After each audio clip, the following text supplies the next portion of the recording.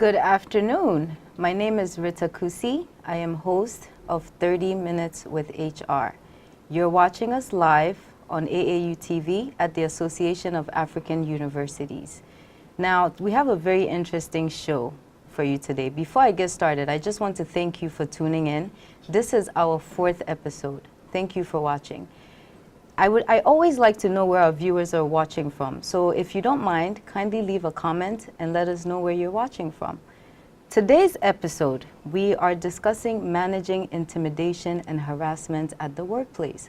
How are employers and employees affected? How is productivity affected when incidents of intimidation and harassment occur within the workplace?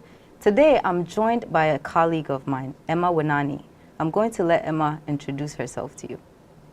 Good afternoon, everybody, and good afternoon, Rita. My name is Emma Wenani. I'm the Chief Director at Global Media Alliance, and I was also the former HR Director at the same company. It's good to be on the show, Rita. Thank you for inviting me. No problem. I'm excited to host you today. So now, before we get started, we were actually having a side conversation. Intimidation and harassment, are they even the same thing? I don't think so. I think intimidation is more of bullying, or using your position to make somebody else feel uncomfortable. And I would say that harassment is part of intimidation, but they're not the same. Exactly. They cannot be used interchangeably. They go hand in hand. Okay, so hand. with that being said, what I want to do is I want to now share with you the definition, a definition that I came across that I feel best describes harassment. Workplace harassment is behavior, conduct, actions, and statements made to or about an individual or group of individuals, which creates an uncomfortable work environment for the targeted persons and those offended, but not directly targeted. The reason I like this definition is because it doesn't just talk about the individual that's being harassed or intimidated. It actually includes the people who witness these incidents, who are also part of it because they become uncomfortable. Yeah. So now I want us to, we won't discuss the actual event, but on Friday there was an incident that actually happened in Ghana, where it's an incident of police brutality, where an officer felt the need to exercise his power over someone, quote unquote, powerless. So now this was a perfect example of of intimidation, because he exercised his power. So now we're going to show you a clip in case you have not seen this video, which I'm sure by now has gone viral.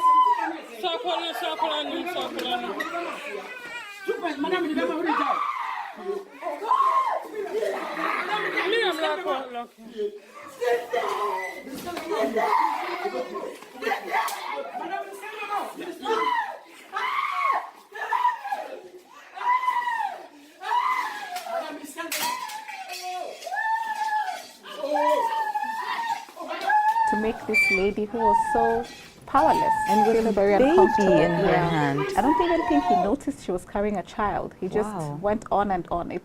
I was angry, I must say. I was very angry when I saw this video. I definitely was too. Extremely angry. I definitely was, and a lot of people were actually angry, I'm sure, after watching this video, because it's something that should not have happened, but I'm sure it happens a lot to anybody. No matter who you are, whether you're powerless or whether you are in highest power, you shouldn't feel like you're going to use your office to harass anybody. Wow. All right, so I'm sure if you hadn't seen that video, I'm sure you have now. You know, and again, we mentioned that this is an issue of intimidation, where the officer felt the need to exercise his power over someone who was completely powerless, especially because she was holding a baby. So now, in an incident like this, who is responsible? Who do you hold responsible? Well, I think this is one in a million incidents, and it almost looks like he wasn't even aware of what he's doing. But I think I wouldn't hold anyone, like I wouldn't hold who responsible. I would hold the environment that we find ourselves sometimes, because I think the environment should have certain policies that will determine how somebody is treated, who has the power to do it, because at no point in time should anybody be beaten in any place of work, whether it's by your supervisor, whether you're working in somebody's house. You know, we have people who help us around the house, so nobody should be beaten by anybody. So I think I wouldn't blame the victim, or I wouldn't blame the harasser. I would blame the environment sometimes, because I think we find ourselves in environments where there are no policies, so you don't have a system to report, or you don't have a system to tell this is too much. Going back to the video that we just watched, I think if somebody had come to intervene, somebody even in higher authority than the policeman, it shouldn't have happened. Exactly. It almost looked like he had a right to do it. Exactly. He felt like it was okay to have taken it that far. Yes. So it makes you wonder, has he ever done anything like this before? You know, seems like a professional doing that. I don't even know what to say about it. I know. But, you know, it's really unfortunate. And when we talk about workplace harassment, it doesn't just happen to the employees of the workplace. Obviously, she was a client. Yes. She was not an employee. Yes. Which puts the company more at a higher risk, right? Because you've literally violated one of your clients, like her rights. Certainly. So how should they have dealt with that? Would they have dealt with that differently if it was an employee versus having a client be harassed? Okay, so I think I'm going to comment on this, not particularly to the incident itself, but looking at harassment at the workplace and how it affects employees and, you know, clients. Exactly. So I'll go back to the earlier point I made, which, do you have a policy against how people should be treated in the office? You know, does somebody feel comfortable when they come into the office? How is your orientation of new employees? When clients come, what processes do they go through? Because I think once each and every person is aligned to how things should go, it becomes easier. Another thing I think companies can be able to put into place is, you know, we call it whistleblowing, but I would like to term it as open door communication, policy, where if you're feeling uncomfortable, you should be able to speak about it. I think sometimes it's difficult for people to speak about something, especially when maybe they're being intimidated by their boss, their supervisor. However, I think it should have, you know, you go to offices and you see like suggestion boxes, or do you have a complaint or something like that, make it anonymous. And I think when it's done often, you will notice that there's something wrong. So just little things that would show us that, you know, something is not correct. Putting policies into place, putting a place where you can be able to communicate when something is wrong, ensuring that people feel comfortable. I think comfortability is extremely important, because I don't think anybody, whether you're an employee or anybody who is coming, or a client, once an environment becomes uncomfortable, you will not want to be in it. Yeah. You're very right. You're very right. I definitely believe in transparency with whatever we do, especially at work. Yes, employees can't know everything that goes on, or maybe shouldn't know everything that goes on, but you have to be transparent, right? Yes, that's true. And I definitely like the suggestion box idea, because someone might not feel comfortable going to HR or going to their superior to tell them that something has happened. So what other ways? What measures can you? Yes, we cannot completely avoid incidents of harassment and intimidation from happening. Let's be honest. It's going to happen whether we like it or not. But I believe as employers do have certain things that they can do, certain measures that they can take to make sure that it's minimized. You know, so let's start. So when an employee begins at with an organization, what are some of the things that you believe the company needs to do to make sure that they understand the company's culture? Okay, so I think first things first is orientation. So when an employee comes at the workplace for the first time, what kind of orientation are they being given? You know, where do they go when they have a problem? Is it obviously to the direct supervisor first, then maybe to the HR department? But what if the supervisor is the person that they would like to complain about? And I think also as an organization, we should be able to let employees know when to say no. Because I think sometimes when you don't communicate no, it doesn't come. The person who is harassing you might not think it's They don't harassment. exactly. Let's go They into think the, it's to the fine. point of sexual harassment, for Yes. example. Yes. So if something makes you feel uncomfortable and you feel like you're being sexually harassed, whether it's in the way somebody is looking at you, in the way somebody is, you know, sending you notes or something, if so long as you say stop, I do not like it, They it have means to that stop. you've communicated They to have them to that you don't stop. like something, but immediately you don't, and maybe you start responding back to them, and then later you complain that it's harassment. Once the investigation is being done, it's like, okay, you encourage it, but now you're tired of it, you know, but not to blame the victim or anything. Another thing I think organizations can put into place is disciplinary measures.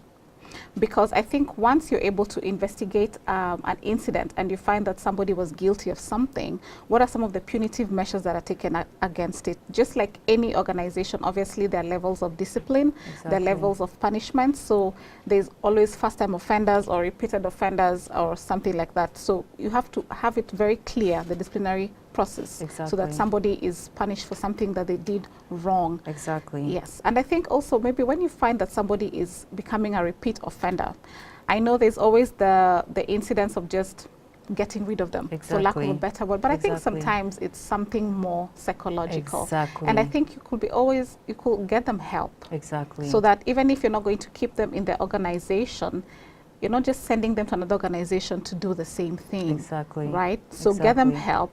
Maybe it's coming deep down from something that they've been dealing with. So how can you be able to assist them in the future, even if you're laying them off or something? I agree. When I saw this video, I mean, of course, emotions were all over the place and I was angry.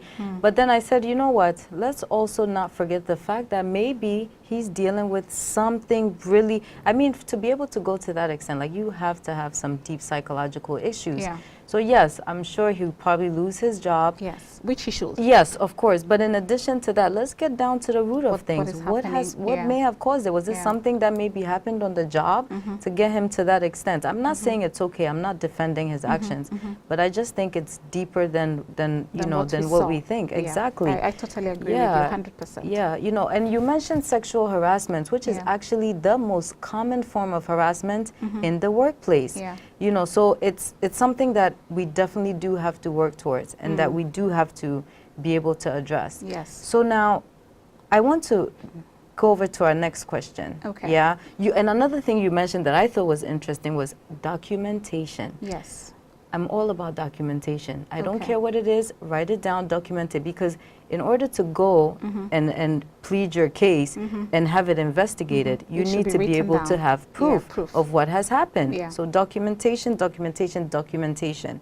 So now the next question, what role does HR play when in incidents of intimidation and harassment? What are we supposed to do when things like this happen on the job?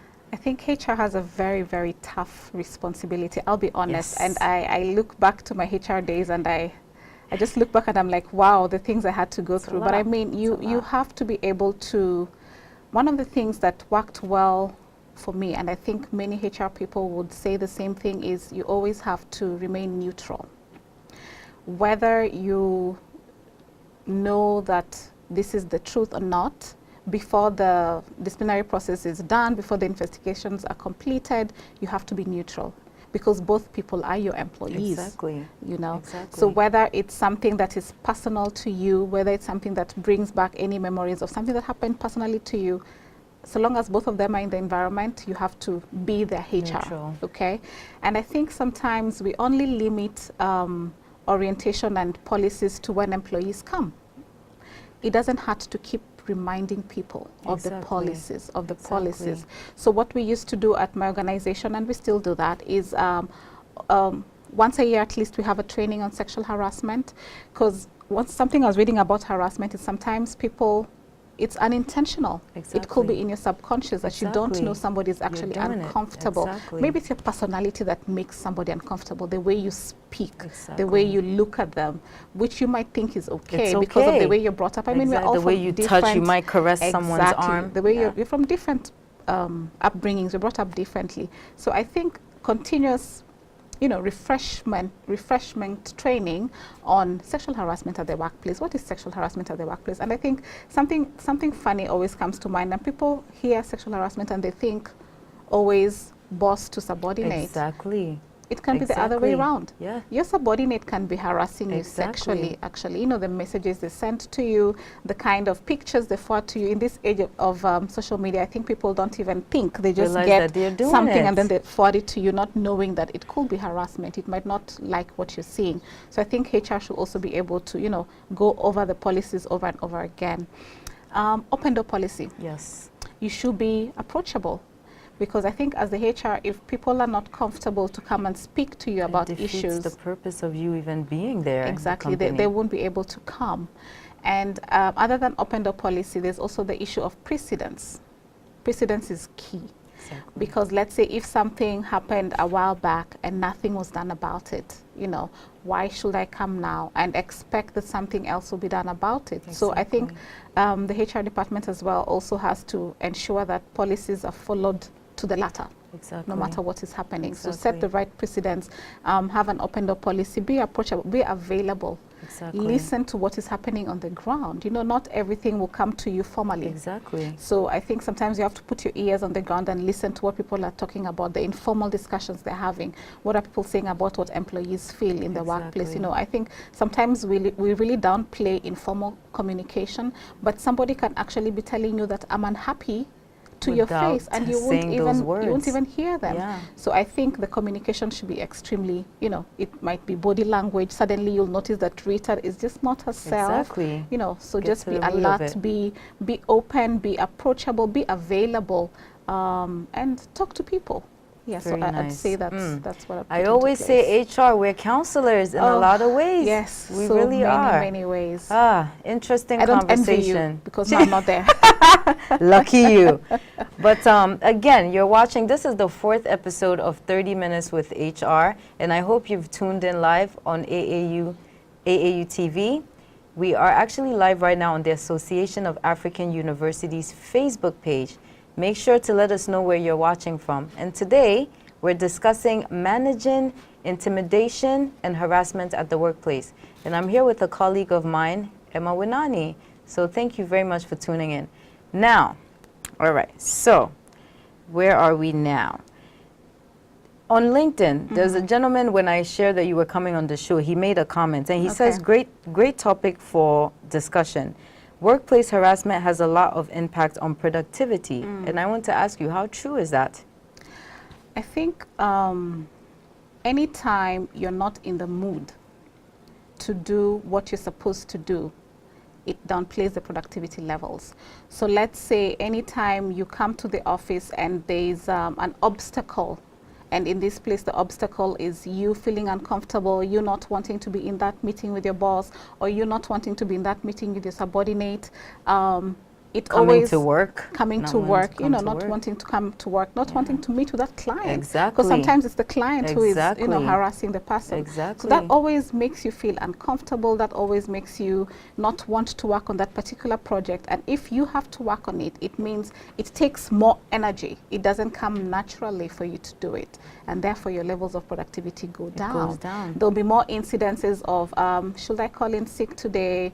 Should I take a longer break? Should I come in late? Because you constantly have to keep pushing yourself. So no productivity levels are going. There's just no interest. So I do agree with, you said Charles. I do agree with Charles that harassment and intimidation at the workplace always affects productivity. Yes, and that's why I mentioned that if you're being alert as an HR person, you'll be able to notice when somebody's levels of work are going down.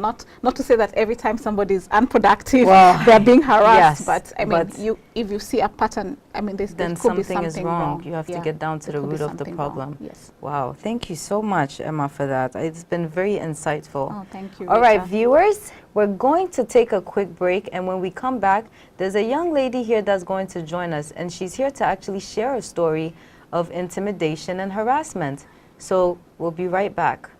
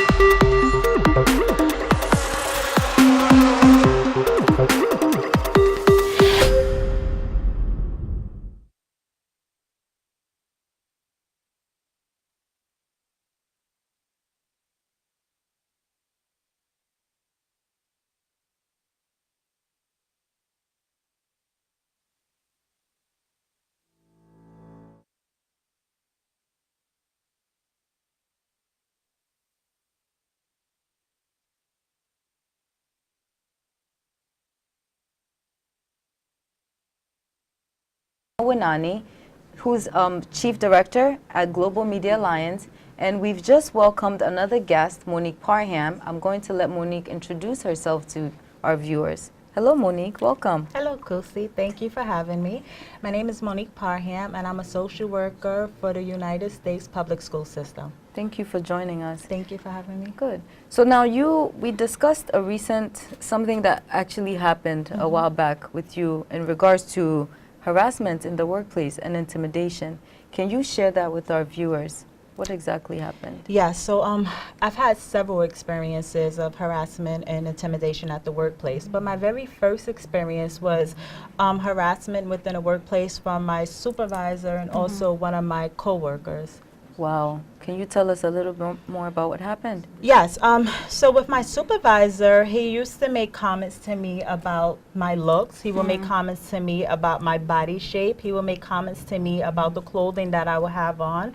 And he also used to say things to me when other people weren't in the room. So he might ask me questions about, like, you know, my personal life with, am I dating? And he would say things to me about what he would do with people that he was dating. And sometimes he used to just look at me where it just made me feel very uncomfortable when I was at work.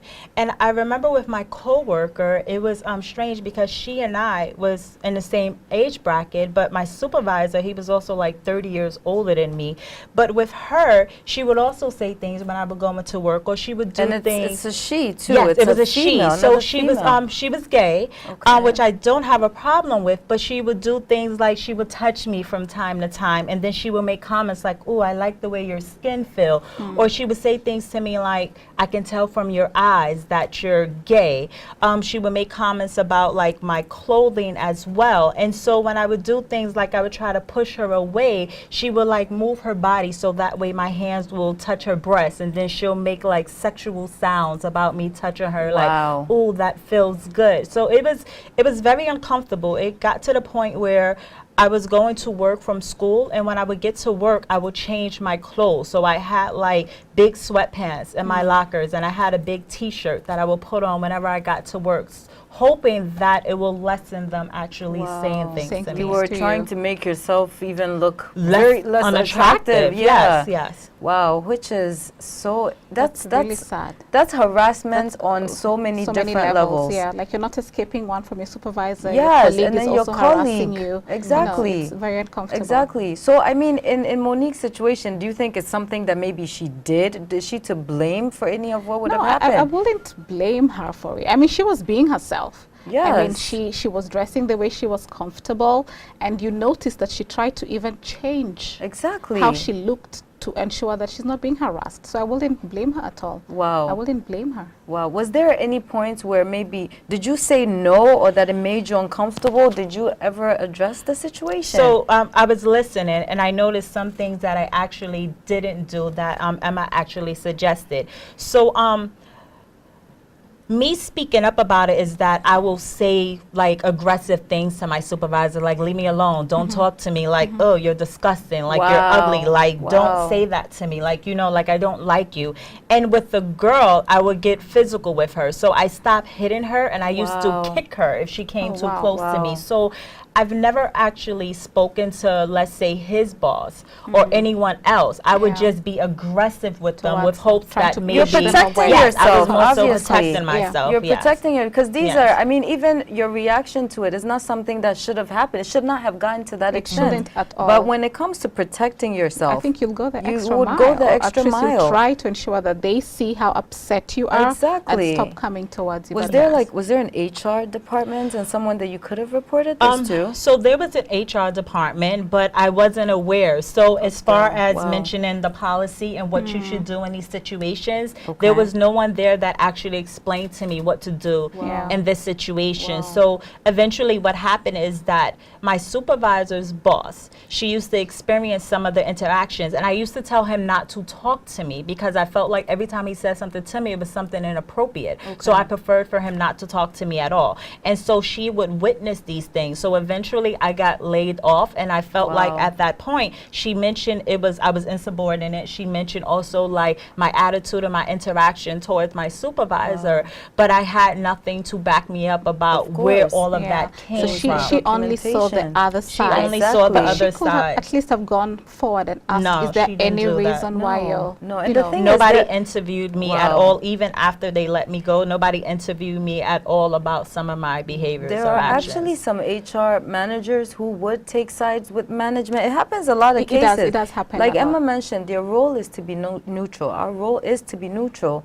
But sometimes, I don't know, for whatever reason, some HR managers do tend to side with management, which is absolutely wrong. You know, and it's funny that you mentioned you didn't receive any policies to guide you through this. Yeah. You know, sometimes when we think issues like this really happen more on the continent, where, oh, okay, they fail to document, or employers fail to give you proper orientation. But it actually depends on the organization. There It are, does, yes, it it does. depends. Whether it's does. the U.S., whether it's the U.K., whether it's anywhere. Like a lot of employers, I think they underestimate the importance of HR and having these policies in place to protect themselves and also the employees. yeah. And if I can add to that, I also think I was younger then. So I also think how HR interacts with their young workers. So I feel like I was looked at as a young worker, so nobody actually, Disregarded. yes, they Yeah. just disregarded me. Yeah. Could be replaced anytime. Exactly. yes, exactly. And that shouldn't That happen. shouldn't That be the should case never at be all. the It case. shouldn't be You the know, and case. I'm sure in that instance it did affect productivity in that instance. Wow. So this is very interesting. All right. So I believe this is a question that just came in. Is this a question? Okay. So what do you do when your CEO wants an affair with you, but you can't talk to the HR manager because the HR manager, is a brother to the CEO? Definitely there would be some caution. Okay, so I feel like, I'm not sure who just posed this question, but it's something that just came in. Yeah. Yeah? Yeah. And it's something that is quite Exactly. real. But the problem that I do have with employees is that sometimes we tend to assume. Yeah, I understand that, okay, there is a brotherly relationship there. But to assume that because they're brothers, if you take it to him, that nothing would be done, I don't completely agree with that. So how would you deal with this alarming situation? It's a tough conversation, obviously, but let me look at it from both points of view. Yes, please. So one thing I mentioned was precedence.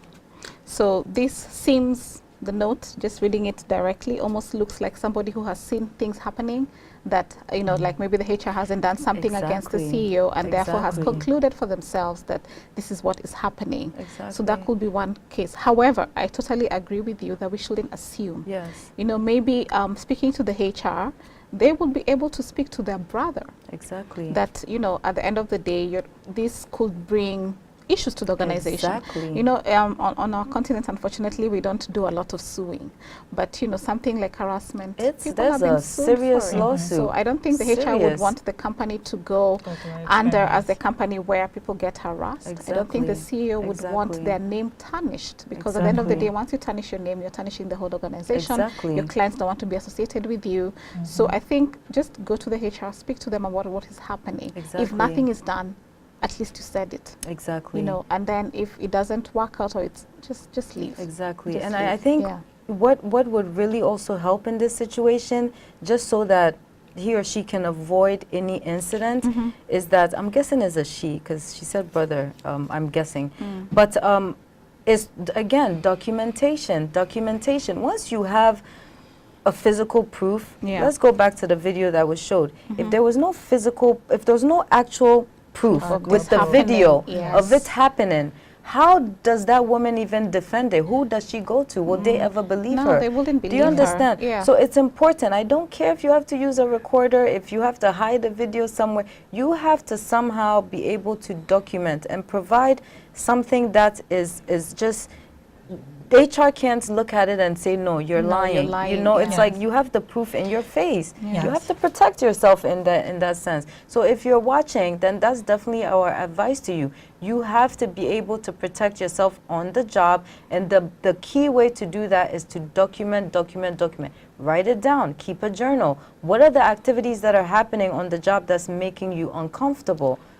Yeah. I just want to add something with documentation, because something that I learned to do later on down the line, email is one form of great documentation, but sometimes everything is not actually email. So I started even going to the extent that when I would write things down, I would also write like the time of the day that it took place. Exactly. Yeah. I would write down if Where? there was an event The that actually location. took place. Yeah. Sometimes I even went to the extreme of what I had on, what that person had on, who else was around, because I Exactly. feel like when your documentation is so much more detailed, then Specific. HR knows that it's it- not it's not fabricated. something that yes, was like just you made know, up. exactly. And So who was there? Was anyone around that may have Exactly. witnessed it? Yeah. You know, maybe Exactly. they can also Exactly. speak up on it when it happens, you know? 'Cause And I was just going to say something that sometimes when you bring out an incident, you might actually be helping other people be able Exactly. to talk about it. it's very So true. as opposed to just keeping quiet and hoping that it doesn't happen to anybody else, what if you are the one who's going to save everybody Exactly. else? So Yes. speak about Exactly. it. Somebody else might come and say, oh, she's not lying. It also happened agree. to me. I And I agree. mean, there can be 10 people who've just decided to gang up against somebody. agree. So no matter what happens, always talk about it. Document it, like definitely- Monique said. I Because you can't definitely agree. give too much information and then fabricate all of it. Something has to, you It's know. true. It's very Something true. has to You make know, we sense. have to really, employers really have to come up with ways to create work environments that are, you know, harmless and just stress-free. You don't need to work. And I mean, working is you know, tough in Stressful itself. enough. And then you have to go to work and work under those strenuous conditions. So thank you, ladies, so much for joining us for today's discussion. Thank you So for having here, us. 30 minutes with HR, we usually try to keep it at 30 minutes, but sometimes we go over a little bit just because the conversation is always just so good and so relevant to our viewers. So we're almost done. Before we end the show, though, I'm going to ask Emma, is there any advice that you can provide to employers and employees? How can employers create an environment that's more stress-free, comfortable for everyone to work, and also Yeah. for employees? When they experience incidents of harassment and intimidation, what should they do? Okay. So one of the things that employers can do is to communicate zero tolerance to all the employees. Zero tolerance will mean that no matter who you are, if there's a complaint against you, you'll be treated just Like everyone like else. everybody else. So Exactly. you'll go through the same disciplinary process, you'll go through the same punitive measures so that your employees can get to trust you, you know. So once there's zero tolerance, your employees will trust you. What I'd say to employees is say no. When something is uncomfortable, just say no, because some people don't know that they're making you uncomfortable. I mean, you would assume that you should know I'm uncomfortable by the way I look, but believe you me, some people can't just tell. They So don't just know. say no, that I don't like what you're doing, Rita. I'd want you to stop. It's making me uncomfortable. I don't like you that way. Just speak it. It's very Okay. true. And then my final advice to maybe the HR department is to be alert, to be approachable and vigilant. Yes. So that's what I'd say. Thank you so much. So everybody essentially has a role, Has a to, role to play play, in yes. harassment. And Yeah. I do like Emma mentioning that you have to speak up, because it's Yes. true. Someone might touch you on the shoulder and they might not even know that you're uncomfortable with. They Yeah. might just think, oh, hey, you know, but this is what I tell all employees. You cannot go wrong with a handshake. Yeah. Shake someone's hand if you must. That is good enough. You know, but when it comes to Touching yeah, your yeah, arm, it's touching your it's legs. very, very evasive, and I don't Yeah, think it's people are true. very comfortable Yeah, with that. no. So, yeah, so thank you again for tuning in to the 4th episode of 30 Minutes with HR.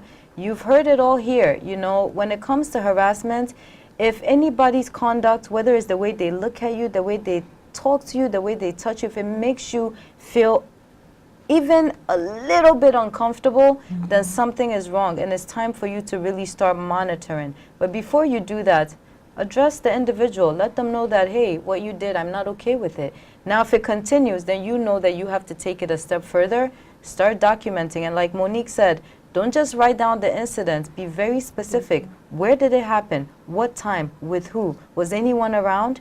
Okay? And then once you start gathering information, you take it to your superior or you take it to the HR department, and they would be able to investigate it from there. And like Emma said, you can be saving the next person from being harassed or intimidated on the job.